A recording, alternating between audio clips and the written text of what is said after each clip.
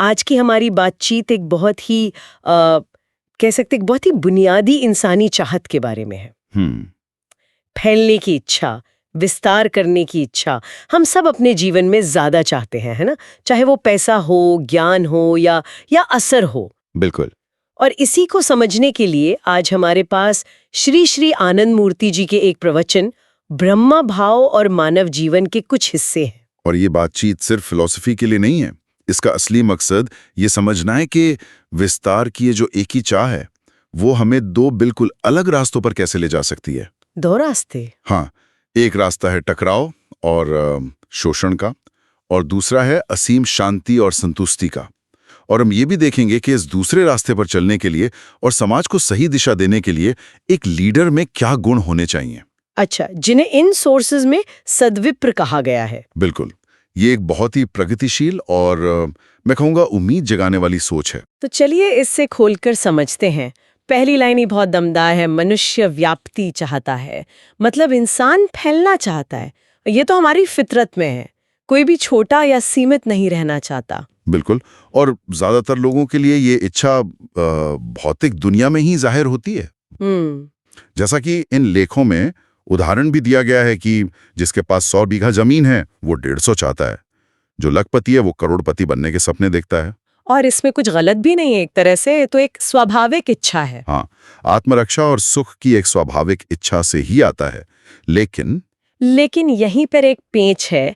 जब हर कोई फैलना चाहता है और फैलने की जगह या चीजें सीमित हैं, जैसे जमीन, पैसा या पद, तो फिर टकराव तो होगा ही। ये तो एक जीरो सम गेम बन जाता है, जहां मेरी जीत के लिए आपकी हार जरूरी है। आपने बिल्कुल सही नब्ज पकड़ी है। ये एक ऐसी दौड़ है जिसमें हर कोई दूसरे को कोहनी मारकर आगे निकलना चाहता है, और इसी मानसिकता से शोषण का जन्म होता है। लेखक इसे बहुत साफ शब्दों में कहते हैं, हिंसा की ही जन्मदात्री है। ये सोच कि दूसरे गरीब होते हैं तो हों, मुझे अमीर बनना है, ये समाज की नींव को ही खोखला कर देती है। ये तो हम आज भी अपने चारों तरफ देखते हैं, चाहे वो कॉर्पोरेट दुनिया हो या फिर देशों के बीच संसाधनों को लेकर तनाव हो। बिल्कुल, ये नजरिया लंबे समय तक चल ही नहीं सकता, क्योंकि जिस संपत्ति को हजारों लोगों को वंचित करके बनाया गया है, एक दिन वही वंचित लोग अपनी ताकत से उसे छीन लेंगे। इतिहास गवाह है। इसीलिए ये लेख तर्क देते हैं कि सीमित चीजों को लक्ष्य बनाकर विस्तार की साधना हमेशा नाकाम होगी। तो फिर मानना होगा कि धरती के सारे संसाधन पूरी मानवता की साझी विरासत है। किसी एक व्यक्ति को उसे अपनी तिजोरी में बंद करने का हक नहीं है। ठीक है, तो ये बात साफ है कि भौतिक चीजों के पीछे भागना एक जाल है, लेकिन वो जो अंदर से फैलने की इच्छा है, उसका क्या करें? उसे दबा तो नहीं सकते? नहीं, वो तो हमारी पहचान का हिस्सा है। तो फिर सही रास्ता क्या है? और यहीं पर यह चर्चा बहुत दिलचस्प हो जाती है। जब इंसान सीमित चीजों के पीछे भागकर बार बार ठोकर खाता है, जब उसे एहसास होता है कि इस रास्ते पर सिवाय बेचैनी और दुश्मनी के कुछ नहीं है, तब उसकी खोज एक नई दिशा लेती है। वो कुछ ऐसा खोजने लगता है जिसे पाने में किसी से कोई संघर्ष ना हो। एक ऐसी जीत जिसमें किसी की हार ना हो, एक ऐसी दौड़ जिसमें हर कोई विजेता हो। बिल्कुल। इन लेखों में मन के दो भावों का जिक्र है, विषय भाव और विषयी भाव। हाँ, ये थोड़े मुश्किल शब्द लग सकते हैं, इन्हें थोड़ा आसान भाषा में समझाइए। जरूर। विषय भाव का मतलब है हमारा ध्यान बाहरी चीजों पर होना, पैसा, घर, गाड़ी, सोशल मीडिया पर लाइक्स। हाँ, सोशल मीडिया पर लाइक्स, ये सब विषय हैं।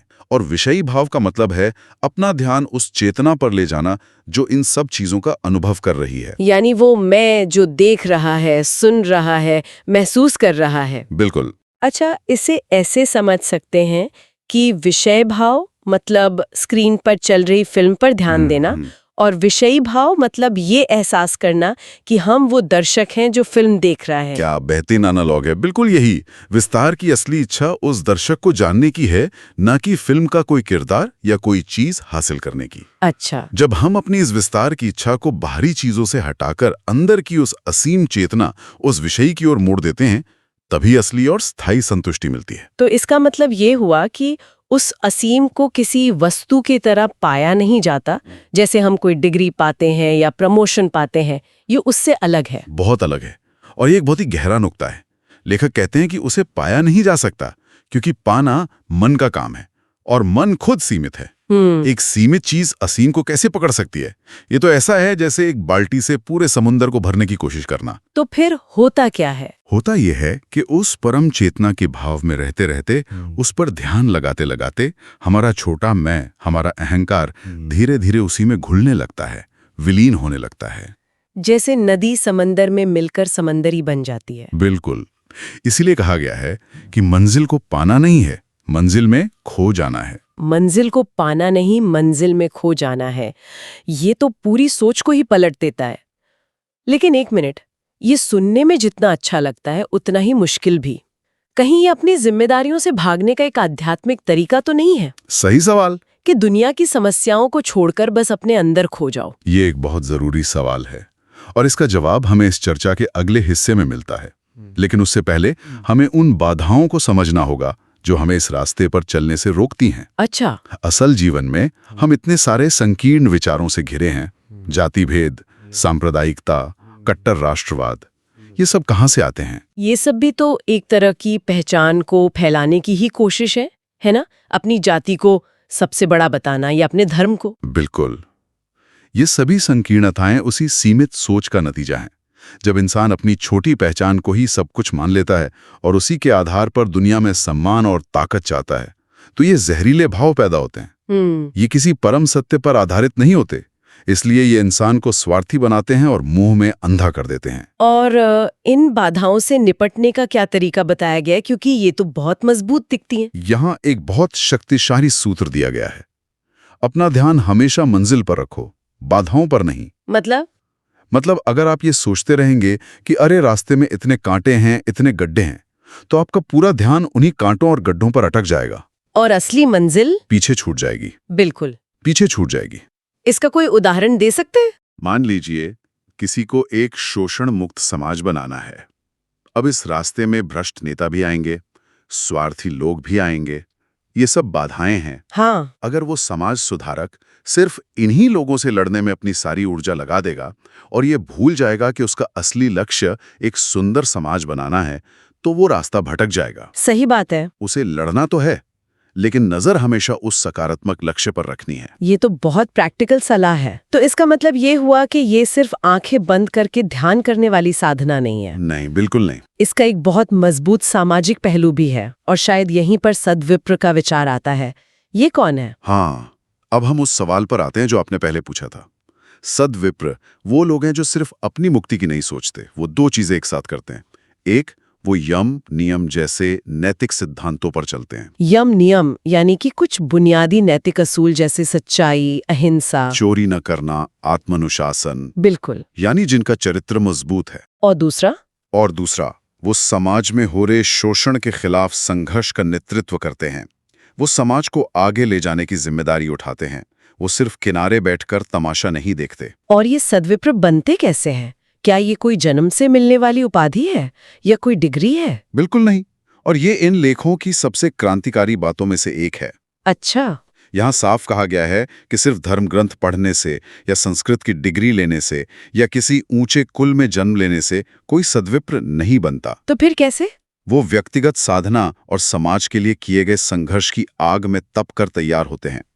असली परीक्षा कर्म क्षेत्र में होती है, कागज पर नहीं। ये एक जबरदस्त आइडिया है कि आपका आध्यात्मिक विकास और आपकी सामाजिक जिम्मेदारी ये दोनों अलग अलग नहीं है, बल्कि एक ही सिक्के के दो पहलू हैं। वाह। और इन्हें अलग किया भी नहीं जा सकता। लेखक साफ कहते हैं, समष्टि की कल्याण भावना जो नहीं लेते हैं उनके लिए व्यष्टि जीवन में व्याप्ति पाना असंभव है। इसे थोड़ा और समझाइए। समष्टि और व्यष्टि। समष्टि मतलब पूरा समाज, पूरा कलेक्शन, और व्यष्टि मतलब व्यक्ति यानी इंडिविजुअल। ठीक है। तो इसका मतलब है जो इंसान पूरे समाज के भले की नहीं सोचता, उसके लिए अपने व्यक्तिगत जीवन में भी वो परम संतुष्टि पाना नामुमकिन है। मतलब आप ये नहीं कह सकते कि मैं तो मोक्ष चाहता हूँ, दुनिया जाए भाड़ में। बिल्कुल नहीं कह सकते। अगर आप सच में विस्तार चाहते हैं तो आपको पूरे समाज को अपने साथ लेके चलना होगा। तो एक सद्विप्र के लिए सिर्फ सोचना या बोलना काफी नहीं है, एक्शन, कर्म सबसे ज्यादा जरूरी है। हाँ, कथनी और करनी का एक होना। इसके बिना तो सब कुछ खोखला है। इन लेखों का एक उदाहरण बहुत जमीनी और सटीक है। जो घूस लेते हैं उनका घूस विरोधी प्रचार करना हास्यास्पद होगा। सही बात है। पहले खुद को तैयार करना होगा, पूरी निष्ठा के साथ, पूरे मन प्राण से। सिर्फ भाषण देने से या सोशल मीडिया पर पोस्ट लिखने से बदलाव नहीं आता।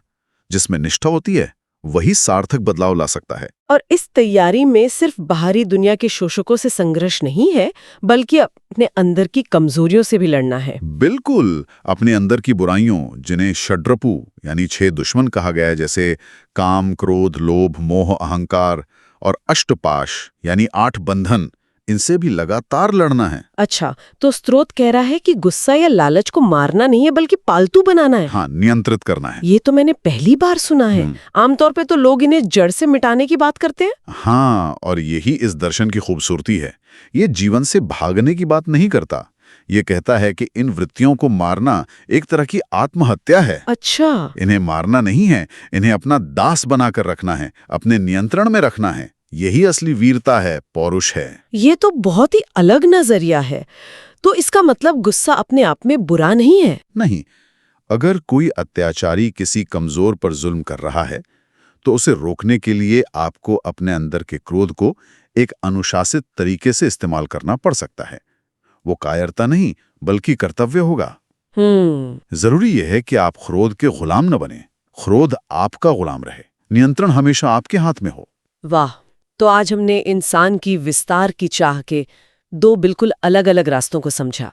एक रास्ता है सीमित भौतिक चीजों का, जो हमें संघर्ष, शोषण और अंत में निराशा की ओर ले जाता है। और दूसरा रास्ता है अपने चेतना को असीम से जोड़ने का, जो हमें परम आनंद की ओर ले जाता है। और हमने ये भी देखा कि ये दूसरा रास्ता कोई पलायनवादी रास्ता नहीं है। इस पर चलने के लिए सिर्फ व्यक्तिगत साधना ही काफी नहीं है, बल्कि एक सद्विप्र की तरह, एक जागरूक लीडर की तरह समाज के कल्याण के लिए लगातार संघर्ष करना भी जरूरी है। ये दोनों साथ साथ चलते हैं। व्यक्तिगत शांति ही नहीं, बल्कि एक बेहतर और न्यायपूर्ण दुनिया बनाने के लिए भी प्रेरित करता है। और इसी के साथ हम श्रोताओं के लिए एक विचार छोड़ जाते हैं, जिस पर इस चर्चा के अगले भाग तक मनन किया जा सकता है। जरूर। ये लेख कहते हैं कि सद्विप्र का सामाजिक संघर्ष हमेशा चलता रहेगा, ये कभी खत्म नहीं होगा। एक के बाद एक सद्विप्र आते रहेंगे और इस मशाल को आगे बढ़ाते रहेंगे।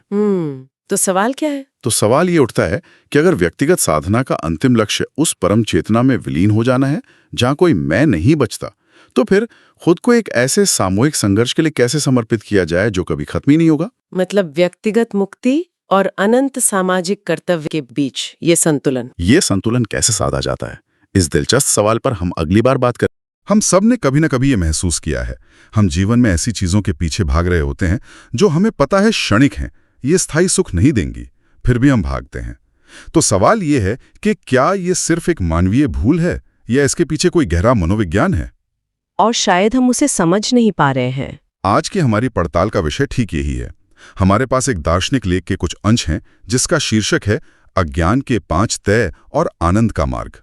ये लेख मानव मन में अज्ञान की, आप कह सकते हैं, 5 परतों की बात करता है। बिल्कुल। और सबसे अच्छी बात यह है कि ये लेख सिर्फ समस्या बताकर नहीं छोड़ता, ये एक बहुत ही आशावादी, एक प्रगतिशील रास्ता भी दिखाता है। ये समझाता है कि कैसे इन परतों को समझकर हम एक ज्यादा आनंदपूर्ण अवस्था की ओर बढ़ सकते हैं। इन 5 परतों को एक साथ पंचपर्वा अविद्या कहा गया है। तो चलिए इस दिलचस्प सफर पर निकलते हैं और अज्ञान की इन 5 परतों को एक एक करके खोलते हैं। तो पहली और सबसे बुनियादी परत है अविद्या। इसका एक सूत्र है, अनित्याशु दुखानात्मसु नित्य सुचि सुखात्मक ख्यातिर्विद्या। यानी जो अनित्य है उसे नित्य समझना, जो अपवित्र है उसे पवित्र, जो दुख है उसे सुख, और जो अनात्म है उसे आत्मा मान लेना। ये तो मतलब दुनिया को देखने में एक मूलभूत गलतफहमी लगती है। यही है, यही फाउंडेशनल एरर है जहां से सब कुछ शुरू होता है, अनित्य को नित्य समझना। श्रुत में इसका एक बहुत ही मार्मिक उदाहरण है। एक व्यक्ति सोचता है, अगर मैं इन चीजों का भोग नहीं करूंगा तो क्या हुआ, मेरे पोते करेंगे। अच्छा।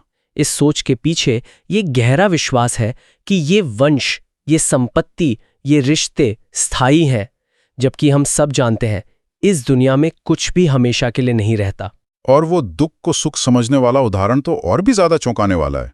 शमशान के उस कुत्ते की बात कही गई है जो एक सूखी हड्डी चबा रहा है। हाँ। हड्डी इतनी सख्त है कि उसकी नुकीली सिरे उसके मसूड़ों में चुभ रहे हैं, उनसे खून निकल रहा है, और वो उसी खून का स्वाद लेकर सोच रहा है कि ये सुख हड्डी से आ रहा है, और इस भ्रम में वो हड्डी को और भी जोर से चबाता है। यही तो अविद्या की लीला है। वो कुत्ता ये समझ ही नहीं पा रहा कि जिसे वो सुख का स्रोत मान रहा है वही उसके दुख का कारण है। और हम भी तो यही करते हैं। हम क्षणिक सुख के पीछे भागते हैं ये महसूस किए बिना कि वो लंबे समय में दुख का कारण बन रहा है। जैसे मद्यपान का वो क्षणिक सुख जो धीरे धीरे लिवर को नुकसान पहुंचाता है। ये तो सिर्फ एक कहानी नहीं, ये तो आज की हसल कल्चर जैसा है, या सोशल मीडिया पर वो डूम स्क्रॉलिंग। हम एक ऐसे सुख के पीछे भाग रहे हैं जो असल में हमें भीतर से खाली कर रहा है। मतलब हम हड्डी चबा रहे हैं और सोच रहे हैं कि हमें पोषण मिल रहा है। बहुत सटीक तुलना की आपने। यही अविद्या है, अपने ही दुख के स्रोत को सुख का स्रोत मान लेना। तो अगर ये पहली परत बाहरी दुनिया को गलत तरीके से देखने के बारे में है, तो क्या अगली परत खुद को गलत समझने के बारे में है? बिल्कुल सही पकड़ा आपने। दूसरी परत है अस्मिता। इसका सूत्र है दृग्दर्शन शक्तयोर एकात्मतेवा स्मिता। इसका क्या मतलब हुआ? इसका अर्थ है दृष्टा यानी आत्मा या चेतना और देखने की शक्ति यानी हमारा मन और इंद्रियां, इनको एक ही समझ लेना। सरल शब्दों में कहें तो ये मैंपन का भाव है। ये सोचना कि मैं देख रहा हूं, मैं कर रहा हूं। ये थोड़ा और गहरा है, इसे थोड़ा खोलते हैं। दृष्टा और देखने की शक्ति में फर्क क्या है? स्रोत इसे बहुत अच्छे से समझाता है। हमारी आंखें, कान, हाथ, पैर ये सब सिर्फ उपकरण हैं, औजार हैं। यहाँ तक कि मन और बुद्धि भी उपकरण ही है। असली शक्ति तो वो चेतना है, वो आत्मा है, जिसकी मौजूदगी में ये सब काम कर पाते हैं। जैसे एक मृत व्यक्ति की आंखों के सामने आप हाथी भी खड़ा कर दें तो उसे कुछ नहीं दिखेगा। हाँ, क्योंकि देखने वाली चेतना नहीं है। बिल्कुल, आंखें हैं, हाथी भी है, पर वो दृक् शक्ति वहां नहीं है। अस्मिता का भ्रम तब होता है जब हम औजार को ही कारीगर समझ लेते हैं। ये दिलचस्प है। तो इसका मतलब अस्मिता सिर्फ अहंकार या घमंड नहीं है, ये एक ज्यादा गहरी गलतफहमी है, जैसे हम अपने ऑपरेटिंग सिस्टम को ही बिल्कुल यूजर समझ बैठते हैं। बहुत बढ़िया कहा आपने।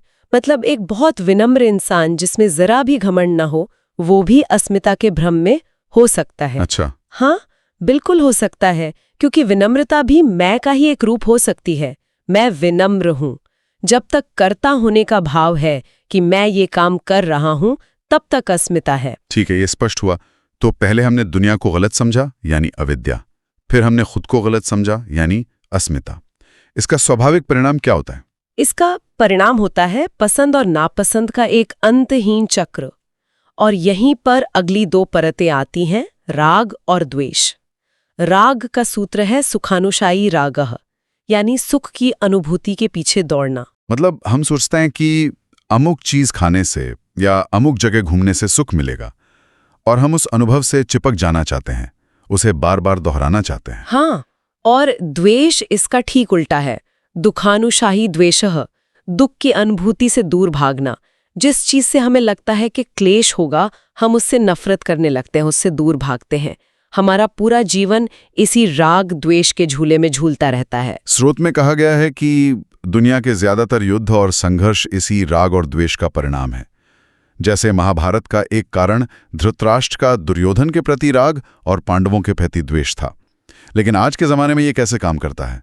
सोशल मीडिया के एल्गोरिथम को देखें तो ऐसा लगता है कि हमारे राग का इस्तेमाल दूसरे पक्ष के लिए द्वेष पैदा करने में हो रहा है। ये तो आपने बहुत ही जरूरी बात कही। आज तकनीक ने इस प्रक्रिया को, आप कह सकती हैं, सुपरचार्ज कर दिया है। एल्गोरिथम ठीक यही करता है, वो आपके राग को पहचानता है और आपको वही चीजें बार बार दिखाता है, जिससे हमारा राग और पक्का हो जाता है। बिल्कुल। और साथ ही वो आपको उन चीजों से दूर रखता है जो आपके राग के विपरीत हैं। इससे द्वेष पैदा होता है और हम अपने ही बनाए एको चेम्बर्स में कैद हो जाते हैं। सिद्धांत वही है, बस उसका पैमाना और गति 1000 गुना बढ़ गई है। और अब हम आते हैं आखिरी और शायद सबसे दिलचस्प परत पर, अभिनिवेश। सूत्र कहता है कि ये बड़े बड़े विद्वानों में भी होता है। स्वरसो वाही विदुषोपि तथा रूढ़ो अभिनिवेशः। ये कैसे संभव है? एक विद्वान जो सब जानता है, वो कैसे फंस सकता है? यही तो अज्ञान का सबसे गहरा, सबसे सूक्ष्म और सबसे हठी रूप है। इसमें व्यक्ति को सब कुछ पता होता है, क्या सही है और क्या गलत। वो दूसरों को नैतिकता पर बड़े बड़े भाषण भी दे सकता है, लेकिन जब बात व्यक्तिगत जीवन में इसे लागू करने की आती है तो वो जानते बूझते हुए भी गलत काम करता है। सुरोत में वो शराबी की कहानी है जो उसका एकदम सटीक उदाहरण है। वो शास्त्रों को पढ़कर समझ जाता है कि शराब पीना बहुत बुरा है और छोड़ने की कसम खाता है। एक दिन बड़ी हिम्मत करके वो शराब की दुकान के आगे से निकल भी जाता है। हाँ। लेकिन कुछ कदम आगे जाके रुकता है और खुद की पीठ थपथपाता है। वो अपने मन से कहता है, वाह मन, तुम कितने बहादुर हो, तुमने शराब छोड़ दी। इस बहादुरी के लिए आज मैं तुम्हें इनाम दूंगा। और ये कहकर वो वापस जाता है और उस दिन पहले से भी ज्यादा शराब पी लेता है। हाँ, बिल्कुल यही अभिनिवेश है। ये प्रेरणा कहाँ से लेता है? हमारे अपने गहरे संस्कारों से, जिसे श्रोत में स्वरस कहा गया है, यानी स्वयं का रस। हमारी पुरानी आदतें, हमारी कंडीशनिंग इतनी मजबूत होती हैं कि हमारा ज्ञान उसके सामने हार मान लेता है। ये कहानी तो बहुत जानी पहचानी लगती है। ये सिर्फ शराब की बात नहीं है, ये तो हर उस नए साल के संकल्प जैसा है जो हम लेते हैं, चाहे वो रोज सुबह उठकर व्यायाम करना हो या जंक फूड छोड़ना हो। हम जानते हैं, हम चाहते भी हैं, पर हमारा स्वरस हमें वापस खींच लेता है। बिल्कुल, ये बुद्धि की विफलता से ज्यादा संस्कारों की प्रबलता है। हमारी आदतें हमारे भीतर बने बनाए हाईवे की तरह हैं और ज्ञान एक नई पतली पगडंडी बनाने जैसा है। मन तो हाईवे पर ही दौड़ना पसंद करता है। तो ये तो काफी निराशाजनक तस्वीर लगती है। अगर ये 5 परतें इतनी शक्तिशाली हैं और आखिरी वाली तो विद्वानों को भी नहीं छोड़ती, तो इनसे बाहर निकलने का रास्ता क्या है? हाँ, और यहीं पर, जैसा आपने शुरू में कहा था, चर्चा बहुत आशावादी हो जाती है। रास्ता है स्वरस को पररस में बदलना। ये बहुत बहुत गहरा विचार है। स्वरस से पररस। स्वरस है हमारा व्यक्तिगत सीमित रस, हमारी इच्छाएं, हमारी आदतें, हमारा अहंकार, और पररस या ब्रह्मरस है वो सार्वभौमिक असीम आनंद का प्रवाह। जब हम अपने स्वर रस से चलना बंद करके उस पररस के साथ बहने लगते हैं, तभी मुक्ति है। ये कुछ वैसा ही है जैसे एक शांत तालाब में पत्थर फेंकने पर एक लहर उठती है जो तालाब की हर चीज को हिला देती है। वैसे ही जब चेतना के उस महासागर से ब्रह्मरस की लहर उठती है तो वो पूरे विश्व के भावुक मन को आंदोलित कर देती है। बिल्कुल। स्रोत में श्री कृष्ण की वंशी ध्वनि और महाप्रभु चैतन्य के कीर्तन का उदाहरण है। वो ब्रह्मरस का ही स्फुरण था। उसे सुनकर लोग कुल मान मर्यादा सब भूलकर नाचने गाने लगते थे। गोपियां अपने घरों से निकलकर उस ध्वनि की ताल पर नाचने लगी थीं। वे अपने छोटे में, अपने स्वरस से निकलकर उस विराट आनंद, उस पर रस में एक हो गई थीं। तो इसका मतलब समाधान दमन नहीं है, बल्कि दिशा बदलना है। अपनी प्रवृत्तियों को खत्म नहीं करना, बल्कि उनकी दिशा उस परम सत्ता की ओर मोड़ देनी है। ये तो बहुत ही प्रगतिशील विचार है। यही इसका सबसे खूबसूरत पहलू है। श्रोत कहता है कि कामना, क्रोध, लोभ, मोह, इन शत्रुओं को त्यागने की जरूरत नहीं, बस उन्हें उस परम पुरुष की ओर मोड़ दो। कामना करो तो उसे पाने की करो, लोभ करो तो उसके प्रेम का करो। जब सारी प्रवृत्तियां उस पर रस की दिशा में बहने लगती हैं, तो वो बंधन नहीं बल्कि मुक्ति का साधन बन जाती हैं। ये सुनने में बहुत अच्छा लगता है, पर क्या ये व्यवहारिक है? एक आम इंसान के लिए जो रोजमर्रा की जिंदगी जी रहा है, उसके लिए इसका क्या मतलब है? क्या सब कुछ छोड़कर भक्त बन जाना? नहीं, ये एक बहुत जरूरी सवाल है। इसका मतलब सब कुछ छोड़ना नहीं, बल्कि सब कुछ जोड़ना है। अपने हर काम को उस विराट चेतना से जोड़ देना। अगर आप एक कलाकार हैं तो अपनी कला को उसकी अभिव्यक्ति का माध्यम बनाएं।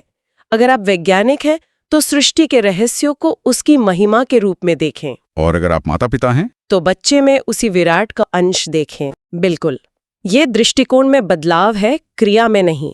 ये अपने छोटे मैं के लिए जीने के बजाय उस विराट के एक उपकरण के रूप में जीने का भाव है। तब आपका काम पूजा बन जाता है और जीवन उत्सव। तो जब जीवन उस परम रस के झूले में झूलने लगता है, तब नाचना, गाना, हंसना, रोना सब कुछ साधना का हिस्सा बन जाता है।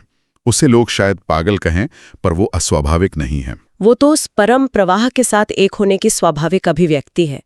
और जो इस प्रवाह से जुड़ता है, वो अपने छोटे से बुलबुले जैसे अस्तित्व से निकलकर उस भाव समुद्र का हिस्सा बन जाता है। तब उसका कर्ता होने का भाव यानी अस्मिता अपने आप गलने लगती है। और जब अस्मिता गलती है तो राग, द्वेष और बाकी परतें भी ढीली पड़ने लगती हैं। बिल्कुल। तो आज की इस गहन पड़ताल का सार ये है कि अज्ञान के 5 रूप अविद्या, अस्मिता, राग, द्वेष और अभिनिवेश हमें हमारे अपने स्वरस में बांधते हैं। लेकिन रास्ता निराशा का नहीं, बल्कि आशा का है, रूपांतरण का है। रास्ता है अपने व्यक्तिगत स्वरस से ऊपर उठकर उस परम परस के प्रवाह से जुड़ने का, अपनी छोटी छोटी इच्छाओं, पसंद नापसंद को उस विराट चेतना की दिशा में मोड़ देने का। यह एक ऐसी यात्रा है जहां हमें कुछ खोना नहीं है, बल्कि अपने सीमित स्व को उस असीम में विलीन करके सब कुछ पा लेना है। श्रुत के अंत में एक बहुत ही मार्मिक और थोड़ी कठोर बात भी कही गई है। जो इस परम रस के प्रवाह को पकड़कर आगे बढ़ता है, उसी का जीवन सार्थक है। और जो इससे खुद को दूर रखते हैं, उन्हें मनुष्य नहीं, नरक का कीट कहा गया है। हाँ, ये कठोर लग सकता है, पर इसका भाव डांटना नहीं, जगाना है। यह उस पथ के महत्व को बताता है। यह कहता है कि मनुष्य होने का असली अर्थ उस विराट से जुड़ने की क्षमता है। जो ऐसा नहीं करता, वो अपने मनुष्य होने की सबसे बड़ी संभावना को व्यर्थ कर रहा है। तो हम आज की चर्चा को इसी विचार के साथ समाप्त करते हैं, जो हमारे सुनने वालों के लिए सोचने का एक बिंदु हो सकता है। क्या जीवन का असली उद्देश्य, मनुष्य होने की सार्थकता, अपने भीतर उस परमरस के स्रोत को खोजना और उसके साथ एक होकर बह जाना ही है?